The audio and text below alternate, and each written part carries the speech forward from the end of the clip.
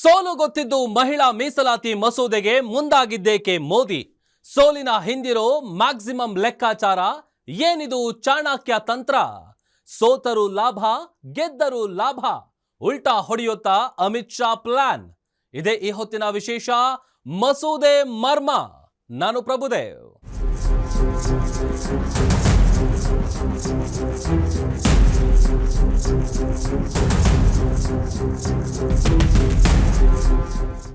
ಕೇಂದ್ರ ಸರ್ಕಾರದ ಬಹುಚರ್ಚಿತ ಮಹಿಳಾ ಮೀಸಲಾತಿ ಮಸೂದೆಗೆ ಲೋಕಸಭೆಯಲ್ಲಿ ಸೋಲಾಗಿದೆ.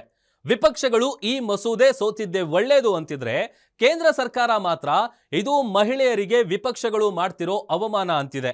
ಅಷ್ಟಕ್ಕೂ ಪಂಚರಾಜ್ಯಗಳ ಚುನಾವಣೆ ಸಂದರ್ಭದಲ್ಲೇ ಇಂಥದ್ದೊಂದು ಮಸೂದೆ ಜಾರಿಗೆ ತರೋದಕ್ಕೆ ಸರ್ಕಾರ ಮುಂದಾಗಿದ್ದು ನಾನಾ ಪ್ರಶ್ನೆಗಳನ್ನ ಹುಟ್ಟು ಹಾಕ್ತಿದೆ. ಇದರ ಹಿಂದೆಯೂ ಕೂಡ ರಾಜಕೀಯ ಲೆಕ್ಕಾಚಾರಗಳಿವೆಯಾ ಅನ್ನೋ ಅನುಮಾನ ಮೂಡ್ತಿದೆ. ಈ ಮಸೂದೆ ಮರ್ಮದ ಮಾಹಿತಿ ಇವತ್ತಿನ ಸ್ಪೆಷಲ್ ಸ್ಟೋರಿಯಲ್ಲಿ.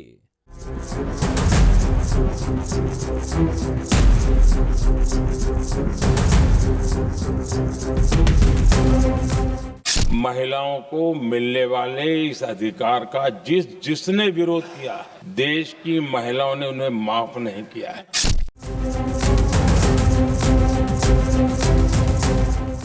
ये जो विरोध है वो इम्प्लीमेंटेशन का नहीं है, केवल और केवल महिला आरक्षण का ही विरोध किया.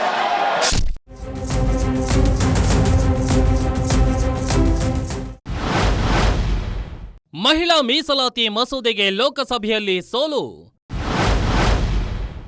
ವಿಪಕ್ಷಗಳ ವಿರೋಧಕ್ಕೆ ಮುಗ್ಗರಿಸಿದ ಮೋದಿ ಸರ್ಕಾರ.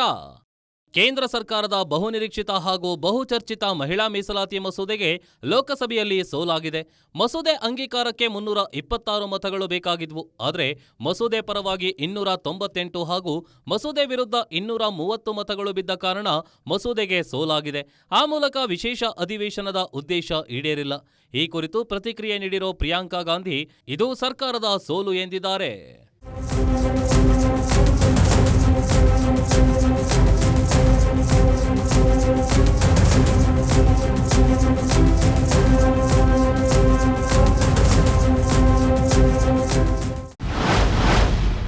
ಕೇಂದ್ರ ಸರ್ಕಾರದ ಷಡ್ಯಂತ್ರಕ್ಕೆ ಸೋಲಾಗಿದೆ.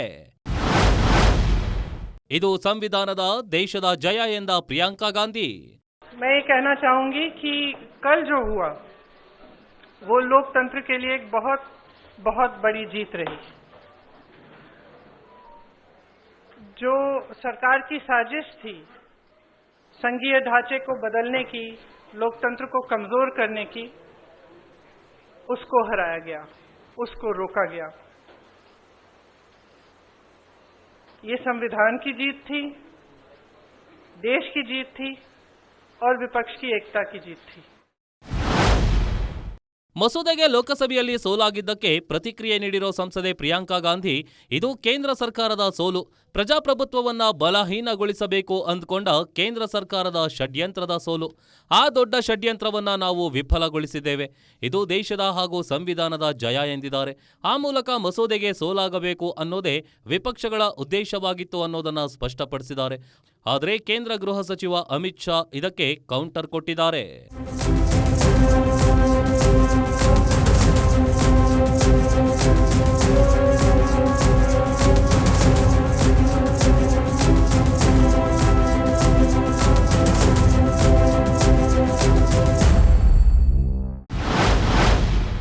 ಇದು ಮಹಿಳಾ ಮೀಸಲಾತಿಯ ನೇರ ವಿರೋಧ.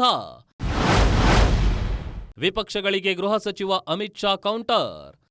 ಮಹಿಳಾ ಮೀಸಲಾತಿ ಮಸೂದೆಗೆ ಸೋಲಾಗಿದ್ದನ್ನ ವಿಪಕ್ಷಗಳು ಸಂಭ್ರಮಿಸುತ್ತಿವೆ. ಇದು ಕೇಂದ್ರ ಸರ್ಕಾರದ ಷಡ್ಯಂತ್ರದ ಸೋಲು, ಪ್ರಜಾಪ್ರಭುತ್ವಕ್ಕೆ ಸಿಕ್ಕ ಗೆಲುವು ಅಂತಿವೆ.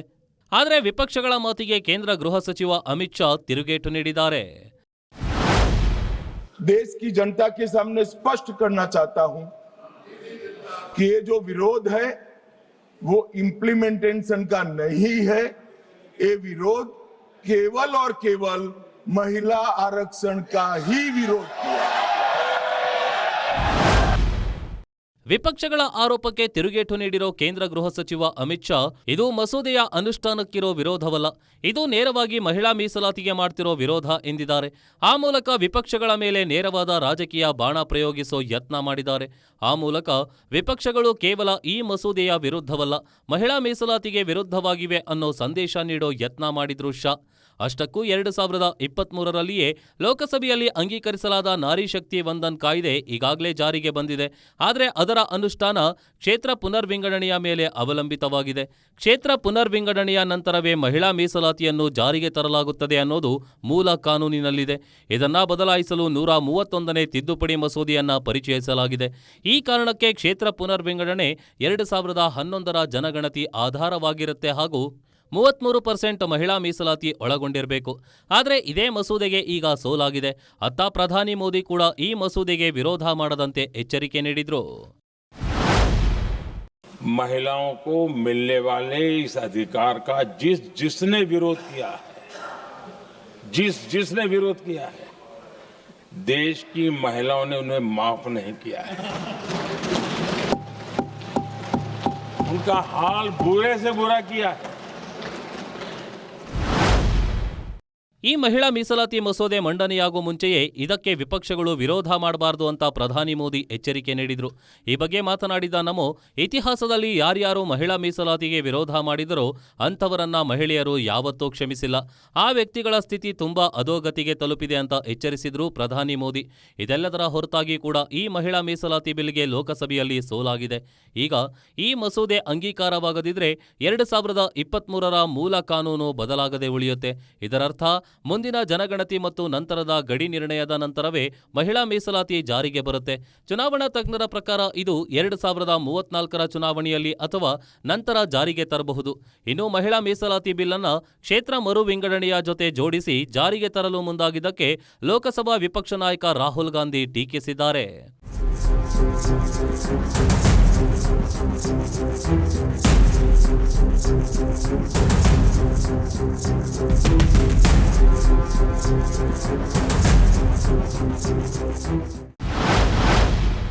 ಹಳೆಯ ಬಿಲ್ಲನ್ನ ವಾಪಸ್ ತಂದ್ರೆ ತಕ್ಷಣ ಬೆಂಬಲ ಕೊಡ್ತೀವಿ, ಯಾವುದೇ ವಿಳಂಬವಿಲ್ಲದೆ ಅದಕ್ಕೆ ಬೆಂಬಲ ಎಂದ Rahul.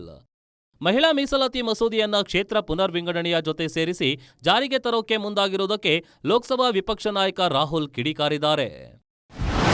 So instead of giving them women's reservation, which is very easy to do, and every single opposition person will support it right now,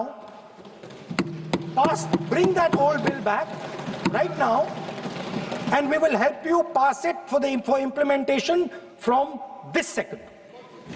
Now, that is the women's bill. ಮಹಿಳಾ ಮೀಸಲಾತಿ ಮಸೂದೆಯನ್ನ ಕ್ಷೇತ್ರ ಮರು ವಿಂಗಡಣೆಯ ಜೊತೆಗೆ ಸೇರಿಸಿ ಜಾರಿಗೆ ತರಲು ಮುಂದಾಗಿದ್ದಕ್ಕೆ ರಾಹುಲ್ ಗಾಂಧಿ ಅಸಮಾಧಾನ ವ್ಯಕ್ತಪಡಿಸಿದ್ದಾರೆ. ಈ ಬಗ್ಗೆ ಮಾತನಾಡಿದ ರಾಹುಲ್, ನಿಮಗೆ ಮಹಿಳಾ ಮೀಸಲಾತಿ ಜಾರಿಗೆ ತರಬೇಕು ಅನ್ನೋದೇ ಉದ್ದೇಶವಾಗಿದ್ರೆ ಹಳೆಯ ಬಿಲ್ ಅನ್ನ ವಾಪಸ್ ತನ್ನಿ, ಅದನ್ನ ಜಾರಿಗೆ ತರಲು ಆ ಕ್ಷಣವೇ ನಾವು ಬೆಂಬಲ ಕೊಡ್ತೀವಿ, ಅದರಲ್ಲಿ ನಾವು ಯಾವುದೇ ವಿಳಂಬ ಮಾಡಲ್ಲ ಅಂದ್ರು. ಇನ್ನು ಮಸೂದೆಯ ಬಗ್ಗೆ ಮಾತಾಡಿದ ಸಂಸದೆ ಪ್ರಿಯಾಂಕಾ ಗಾಂಧಿ ಸರ್ಕಾರದ ಉದ್ದೇಶವನ್ನ ಟೀಕಿಸಿದ್ರು.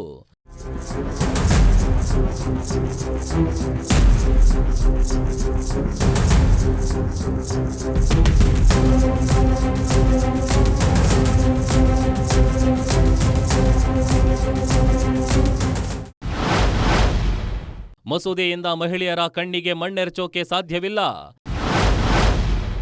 ಮಹಿಳೆಯರು ಎಲ್ಲವನ್ನೂ ಗಮನಿಸುತ್ತಿದ್ದಾರೆ ಎಂದ ಪ್ರಿಯಾಂಕಾ. आपके खड़े होने से सदन में उसका विपरीत कहने से कोई फर्क नहीं पड़ता. महिलाएं देख रही हैं. उन्नाव को देखा, हाथरस को देखा, ओलंपिक की खिलाड़ियों को देखा, यहीं दिल्ली में सड़क पर बैठी थी, किसने पूछा उनको? मणिपुर में महिलाओं को देखा, किसने पूछा? और आज आप संसद में खड़े होकर कह रहे हैं हम मसीहा बनना चाहते हैं महिलाओं के. तो ये बहुत स्पष्ट है कि ये महिला आरक्षण बिल की बात नहीं थी, ये परसीमन की बात थी. और परसीमन इनको इस आधार पर करना था जिसमें इन्हें जाति के आंकड़े नहीं देखने की जरूरत होती और अपनी मनमानी करने की पूरी स्वतंत्रता मिलती. ಮಹಿಳಾ ಮಸೂದೆ ಎನ್ಡಿಎ ಸರ್ಕಾರದ ಷಡ್ಯಂತ್ರ ಎಂದ ಸಂಸದೆ ಪ್ರಿಯಾಂಕಾ ಗಾಂಧಿ ಈ ಮಸೂದೆಯನ್ನ ಯಾವ ಕಾರಣಕ್ಕೂ ಒಪ್ಪಲು ಸಾಧ್ಯವಿಲ್ಲ.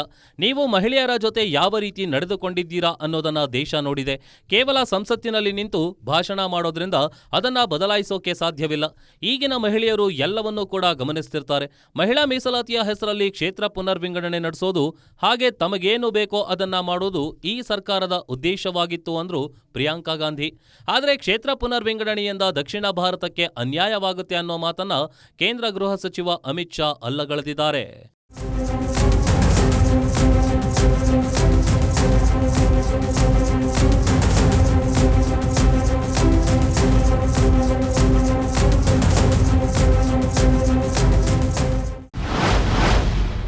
ಕ್ಷೇತ್ರ ಮರು ವಿಂಗಡಣೆಯಿಂದ ದಕ್ಷಿಣಕ್ಕೆ ಅನ್ಯಾಯವಾಗಲ್ಲ.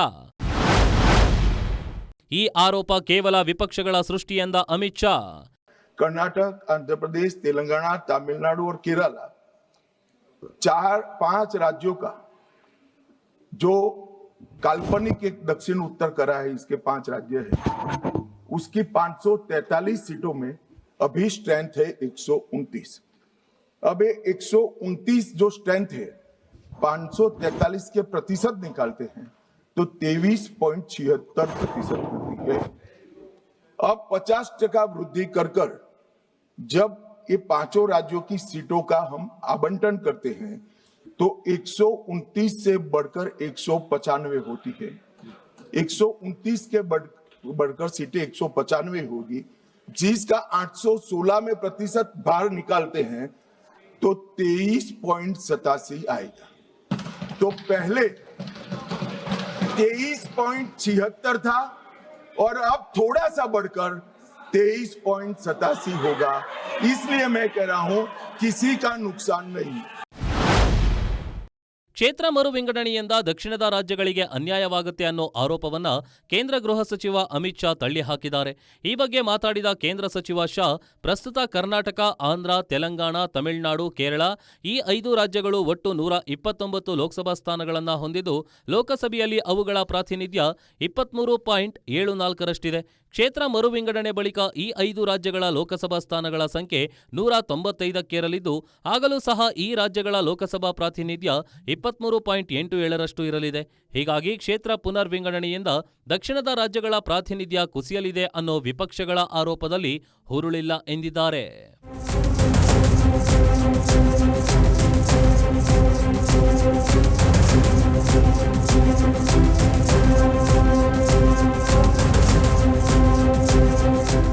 ಮಹಿಳಾ ಮೀಸಲಾತಿ ಮಸೂದೆಗೆ ಲೋಕಸಭೆಯಲ್ಲಿ ಸೋಲಾಗಿದೆ. ಕೇಂದ್ರ ಸರ್ಕಾರ ಈ ಮಸೂದೆಯನ್ನ ಕ್ಷೇತ್ರ ಮರು ವಿಂಗಡಣೆಯ ಜೊತೆ ಸೇರಿಸಿರೋದು ನಾನಾ ಪ್ರಶ್ನೆಗಳನ್ನ ಹುಟ್ಟು ಹಾಕ್ತಿದೆ. ಹಾಗಾದ್ರೆ ಕೇಂದ್ರ ಸರ್ಕಾರದ ನಡೆಯ ಬಗ್ಗೆ ಸಂಶಯ ಮೂಡಿಸೋ ಅಂಶಗಳು ಯಾವುವು ಅನ್ನೋ ಬಗ್ಗೆ ಇಂಟ್ರೆಸ್ಟಿಂಗ್ ಮಾಹಿತಿ ಕೊಡ್ತೀವಿ. ಕೇಂದ್ರ ಸರ್ಕಾರದ ಮಹಿಳಾ ಮೀಸಲಾತಿ ಮಸೂದೆಗೆ ಲೋಕಸಭೆಯಲ್ಲಿ ಸೋಲಾಗಿದೆ. ಮಹಿಳಾ ಮಸೂದೆಯ ಸೋಗಿನಲ್ಲಿ ಕ್ಷೇತ್ರ ಪುನರ್ ವಿಂಗಡಣೆ ನಡೆಸೋಕೆ ಸರ್ಕಾರ ಮಸಲತ್ತು ಮಾಡ್ತಿದೆ ಅನ್ನೋದು ವಿಪಕ್ಷಗಳ ಆರೋಪ.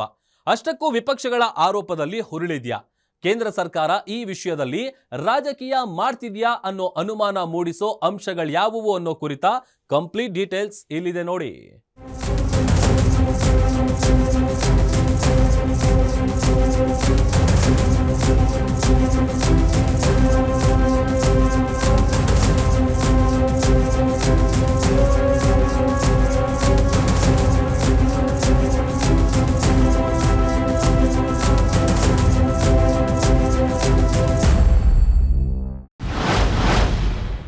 ಲೋಕಸಭೆಯಲ್ಲಿ ಮಹಿಳಾ ಮೀಸಲಾತಿ ಮಸೂದೆ ಫೇಲ್. ವಿಪಕ್ಷಗಳ ಬಾಯಿಗೆ ಆಹಾರವಾದ ಮೀಸಲಾತಿ ಮಸೂದೆ. ಕೇಂದ್ರ ಸರ್ಕಾರ ಜಾರಿಗೆ ತರೋಕೆ ಉದ್ದೇಶಿಸಿದ್ದ ಮಹಿಳಾ ಮೀಸಲಾತಿ ಮಸೂದೆಗೆ ಲೋಕಸಭೆಯಲ್ಲಿ ಸೋಲಾಗಿದೆ. ಈ ಮಸೂದೆ ಪಾಸ್ ಆಗಲೇಬೇಕು ಅನ್ನೋದು ಎನ್ಡಿಎ ಸರ್ಕಾರದ ಉದ್ದೇಶವಾಗಿತ್ತು. ಆದರೆ 298-230 ಮತಗಳ ಅಂತರದಲ್ಲಿ ಈ ಮಸೂದೆ ಫೇಲ್ ಆಗಿದೆ. ಈ ಮಸೂದೆ ಫೇಲ್ ಆಗಿದ್ದಕ್ಕೆ ವಿಪಕ್ಷಗಳು ಸಂಭ್ರಮಿಸುತ್ತಿವೆ. ಜೊತೆಗೆ ಇದು ಕೇಂದ್ರ ಸರ್ಕಾರದ ಷಡ್ಯಂತ್ರದ ಸೋಲು ಅಂತಿವೆ. ವಿಪಕ್ಷಗಳು ಈ ರೀತಿ ಆರೋಪ ಮಾಡ್ತಾ ಇದ್ರೆ ಕೇಂದ್ರ ಸರ್ಕಾರ ಮಾತ್ರ ಇದು ಮಹಿಳಾ ಮೀಸಲಾತಿಗೆ ವಿಪಕ್ಷಗಳು ವಿರೋಧ ಅಂತಿದೆ. ಅಷ್ಟಕ್ಕೂ ಕೇಂದ್ರ ಸರ್ಕಾರದ ಕ್ರಮ ಕೆಲವು ಸಂಶಯಗಳಿಗೂ ಎಡೆ ಮಾಡಿಕೊಡ್ತಿದೆ.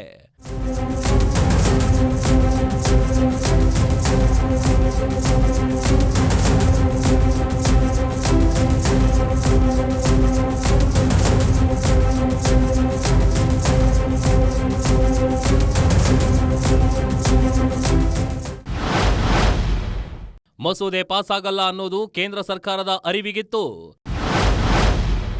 ಗೊತ್ತಿದ್ದು ಸರ್ಕಾರ ಈ ಮಸೂದೆ ಮಂಡಿಸಿದ್ದೇಕೆ? ಇದೇ ಈಗ ಚರ್ಚೆ ಹುಟ್ಟು ಹಾಕ್ತಿರೋದು. ಮಹಿಳಾ ಮೀಸಲಾತಿ ಅನ್ನೋದನ್ನ ಕ್ಷೇತ್ರ ಪುನರ್ ವಿಂಗಡಣೆಯ ಜೊತೆ ಬೆಸೆದು ಆನಂತರ ಜಾರಿ ಮಾಡೋದು ಕೇಂದ್ರ ಸರ್ಕಾರದ ನಿರ್ಧಾರವಾಗಿತ್ತು. ಆದರೆ ಮಹಿಳಾ ಮೀಸಲಾತಿ ವಿಧೇಯಕದ ಜೊತೆ ಕ್ಷೇತ್ರ ಮರು ವಿಂಗಡಣೆಯನ್ನ ಸೇರಿಸಿರೋದು ವಿಪಕ್ಷಗಳ ಕೆಂಗಣ್ಣಿಗೆ ಕಾರಣವಾಗಿತ್ತು. ಇದಕ್ಕೆ ವಿಪಕ್ಷಗಳು ಆಕ್ಷೇಪವೂ ಇತ್ತು. ವಿಪಕ್ಷಗಳ ಆಕ್ಷೇಪದ ಕಾರಣಕ್ಕೆ ಈ ಮಸೂದೆ ಪಾಸಾಗಲ್ಲ ಅನ್ನೋದು ಕೇಂದ್ರ ಸರ್ಕಾರದ ಅರಿವಿಗಿತ್ತು. ಆದರೂ ಕೂಡ ಈ ಮಸೂದೆಯನ್ನ ಮಂಡಿಸೋಕೆ ಕೇಂದ್ರ ಮುಂದಾಗಿದ್ದು ಸಂಶಯಕ್ಕೆ ಎಡೆ ಮಾಡ್ತಿದೆ. ಈ ಬಗ್ಗೆ ಲೋಕಸಭೆ ವಿಪಕ್ಷ ನಾಯಕ ರಾಹುಲ್ ಗಾಂಧಿ ಕೂಡ ಮಾತಾಡಿದ್ದಾರೆ. The BJP knew, they knew very clearly that this bill actually cannot be passed. They knew it. They're not stupid. They knew every opposition person would oppose it. This bill cannot be passed. This was a panic reaction. This was a panic reaction because the Prime Minister at any cost needed to send two messages. Number one, he needed to change the electoral map of India. And number two, he needed to send a message again that he is pro-women. Why he is doing that, I will leave to your imagination. ಮಸೂದೆ ಮಂಡನೆ ಬಗ್ಗೆ ಮಾತಾಡಿದ ರಾಹುಲ್ ಗಾಂಧಿ, ಈ ಮಸೂದೆ ಲೋಕಸಭೆಯಲ್ಲಿ pass ಆಗಲ್ಲ, ಇದಕ್ಕೆ ವಿಪಕ್ಷಗಳು ವಿರೋಧ ವ್ಯಕ್ತಪಡಿಸುತ್ತವೆ ಅನ್ನೋದು ಗೊತ್ತಿದ್ರೂ ಕೂಡ ಕೇಂದ್ರ ಸರ್ಕಾರ ಈ ಮಸೂದೆ ಮಂಡನೆ ಮಾಡಿದೆ. ಇದರ ಹಿಂದೆ ಪ್ರಧಾನಿ ಮೋದಿಯವರ ರಾಜಕೀಯ ಉದ್ದೇಶವಿದೆ ಅನ್ನೋ ಆರೋಪ ಮಾಡಿದ್ರು. ಇನ್ನು ಈ ವಿಷಯದಲ್ಲಿ ಕೇಂದ್ರ ಸರ್ಕಾರ ನಡೆದುಕೊಂಡ ರೀತಿ ಕೂಡ ನಾನಾ ಅನುಮಾನಗಳಿಗೆ ಕಾರಣವಾಗ್ತಿದೆ.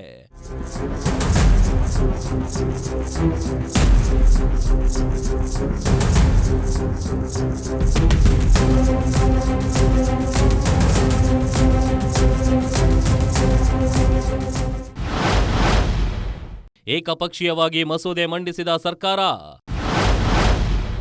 ವಿಪಕ್ಷಗಳ ಮನವೊಲಿಸೋ ಯತ್ನವೇ ನಡೆದಿಲ್ಲ. ಯಾವುದೇ ಹೊಸ ಮಸೂದೆ ಲೋಕಸಭೆಯಲ್ಲಿ ಮಂಡನೆಯಾಗುವ ಮೊದಲು ಸರ್ಕಾರ ವಿಪಕ್ಷಗಳನ್ನ ವಿಶ್ವಾಸಕ್ಕೆ ತೆಗೆದುಕೊಳ್ಳೋ ಯತ್ನ ಮಾಡುತ್ತೆ. ಕಾರಣ, ವಿಪಕ್ಷಗಳ ವಿರೋಧವಿಲ್ಲದೆ ಮಸೂದೆ ಸಾಂಗವಾಗಿ ಪಾಸ್ ಆಗಬೇಕು ಅನ್ನೋದು ಸರ್ಕಾರದ ತಲೆಯಲ್ಲಿರುತ್ತೆ. ಆದರೆ ಈ ಮಹಿಳಾ ಮೀಸಲಾತಿ ವಿಷಯದಲ್ಲಿ ಕೇಂದ್ರ ಸರ್ಕಾರ ನಡೆದುಕೊಂಡ ರೀತಿ ಮಾತ್ರ ಭಿನ್ನವಾಗಿದೆ. ಮಹಿಳಾ ಮೀಸಲಾತಿ ಮಸೂದೆಯನ್ನ ಕ್ಷೇತ್ರ ಮರು ವಿಂಗಡಣೆಯ ಜೊತೆ ಜೋಡಿಸಿದ್ದಕ್ಕೆ ಮೊದಲಿನಿಂದಲೂ ವಿಪಕ್ಷಗಳ ಆಕ್ಷೇಪ ಇದ್ದೇ ಇದೆ. ಆದರೂ ಕೂಡ ಕೇಂದ್ರ ಸರ್ಕಾರ ಏಕಪಕ್ಷೀಯವಾಗಿ ಸದನದಲ್ಲಿ ಮಸೂದೆ ಮಂಡಿಸಿದ್ಯೇ ವಿನಃ ಈ ವಿಷಯದಲ್ಲಿ ವಿಪಕ್ಷಗಳ ಮನವೊಲಿಸೋ ಯತ್ನವನ್ನೇ ಮಾಡಿಲ್ಲ ಅನ್ನೋ ಮಾತುಗಳು ಕೇಳಿಬರ್ತಿವೆ. ಜೊತೆಗೆ ಕ್ಷೇತ್ರ ಮರು ವಿಂಗಡಣೆ ವಿಷಯಕ್ಕೆ ಮಸೂದೆಯನ್ನ ತಳುಕು ಹಾಕಿದ್ದಕ್ಕೂ ಕೂಡ ವಿರೋಧ ಕೇಳಿಬರ್ತಿದೆ.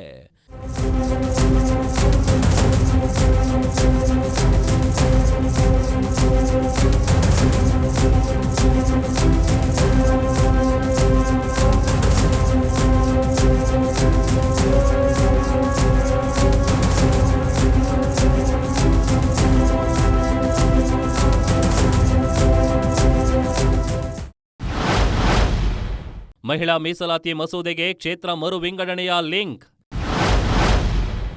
ಎರಡನ್ನೂ ಬೆಸೆದಿದ್ದರ ಬಗ್ಗೆ ಪ್ರಶ್ನೆ ಎತ್ತಿದ ವಿಪಕ್ಷಗಳು. ಮಹಿಳಾ ಮೀಸಲಾತಿ ಮಸೂದೆಯನ್ನ ಕ್ಷೇತ್ರ ಮರು ವಿಂಗಡಣೆಯ ಜೊತೆ ಲಿಂಕ್ ಮಾಡಿರೋದು ವಿಪಕ್ಷಗಳ ಅಸಮಾಧಾನಕ್ಕೆ ಕಾರಣವಾಗಿದೆ. ಎರಡನ್ನೂ ಪ್ರತ್ಯೇಕವಾಗಿ ಇರಿಸಿ ಅನ್ನೋದು ವಿಪಕ್ಷಗಳ ವಾದ. ಈಗಿನ ಮಸೂದೆಯ ಪ್ರಕಾರ ಒಂದೊಮ್ಮೆ ಮಹಿಳಾ ಮೀಸಲಾತಿ ವಿಧೇಯಕ ಅಂಗೀಕಾರಗೊಂಡ್ರೂ ಸಹ ಅದು ಸಂಪೂರ್ಣ ಜಾರಿಗೆ ಬರಲ್ಲ. ಕಾರಣ, ಅದಕ್ಕೆ ಕ್ಷೇತ್ರಗಳ ಮರು ವಿಂಗಡಣೆಯಾಗಬೇಕು. ಅದಾಗೋಕೆ ಜನಗಣತಿ ಪೂರ್ಣಗೊಳ್ಳಬೇಕು. ಆದರೆ ಈಗಷ್ಟೇ ಜನಗಣತಿಯ ಪ್ರಕ್ರಿಯೆಗಳು ಆರಂಭವಾಗಿದ್ದು ಅದು ಪೂರ್ಣಗೊಂಡು ಹೊಸ ದತ್ತಾಂಶ ಸರ್ಕಾರದ ಕೈ ಸೇರೋಕೆ ಹಲವು ವರ್ಷಗಳ ಸಮಯ ಬೇಕು. ಇದನ್ನೇ ವಿಪಕ್ಷಗಳು ಟೀಕಿಸ್ತಿವೆ.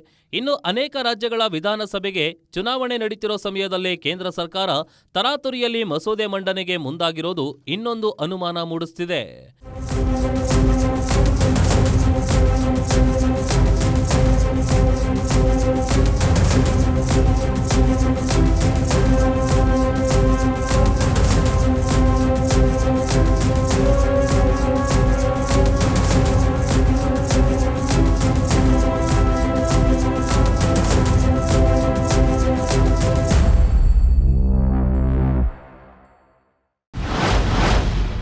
ಪಂಚರಾಜ್ಯ ಚುನಾವಣೆ ವೇಳೆಯೇ ಮಸೂದೆ ಮಂಡನೆ ಏಕೆ?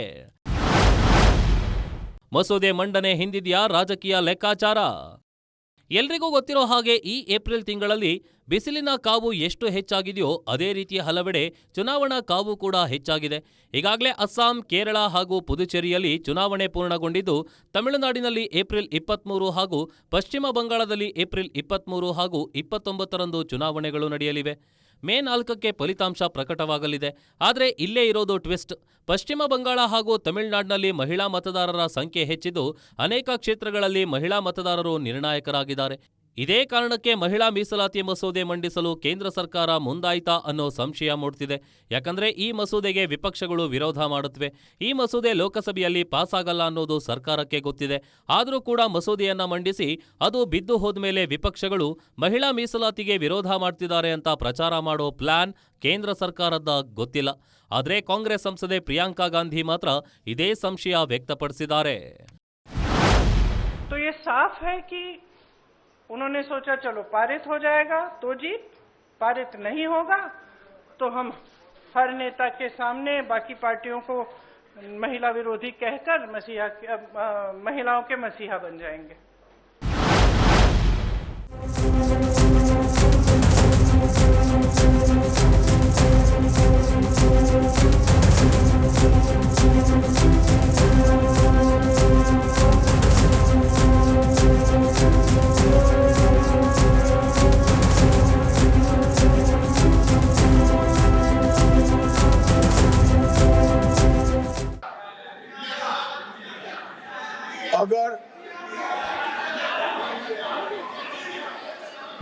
अगर मगर किंतु परंतु इसका उपयोग कर स्पष्ट रूप से महिला आरक्षण का विरोध किया है.